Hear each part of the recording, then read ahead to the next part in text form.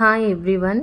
పండగలకి దద్దోజనం చాలా టేస్టీగా సింపుల్గా ఎలా చేయాలో చూసేద్దామండి.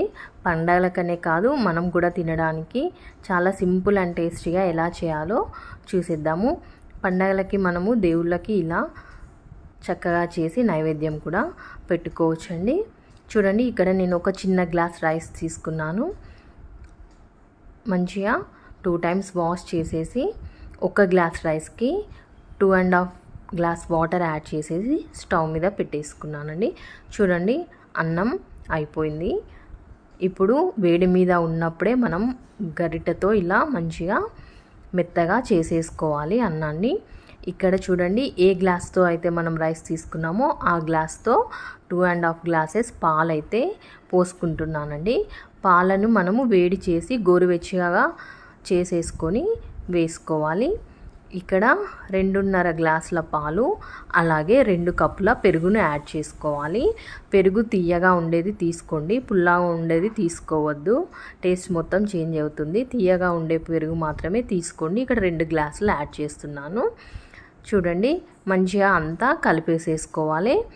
పాలు పెరుగు 2 యాడ్ చేయడం వల్ల ఏంటంటే అన్నం అనేది దగ్గరికి కాకుండా ఇలా లూజ్గా ఉంటుంది చక్కగా. ఇప్పుడు మనకి ఒక 1 స్పూన్ సాల్ట్ అయితే యాడ్ చేస్తున్నానండి. టేస్ట్ చూసుకొని అడ్జస్ట్ చేసుకుంటే సరిపోతుంది. లాస్ట్కి కావాలంటే ఇంకో కొంచెం యాడ్ చేసుకోవచ్చు. సాల్ట్ యాడ్ చేసేసి మంచిగా ఇలా అంతా మిక్స్ చేసుకోవాలి.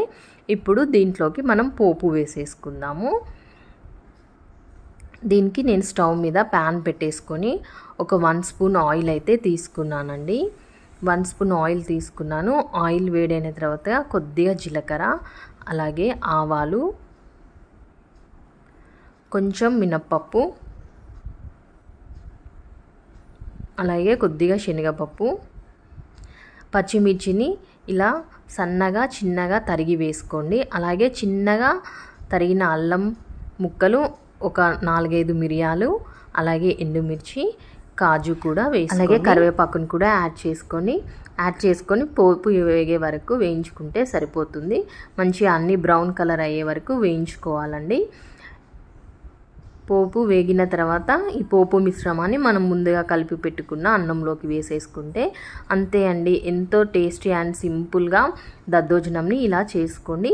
పాలు పెరుగు 2 యాడ్ చేసుకోండి. అప్పుడే అన్నం అనేది గట్టి పడకుండా చాలా స్మూత్గా, తింటుంటే జ్యూసీగా చాలా బాగుంటుంది.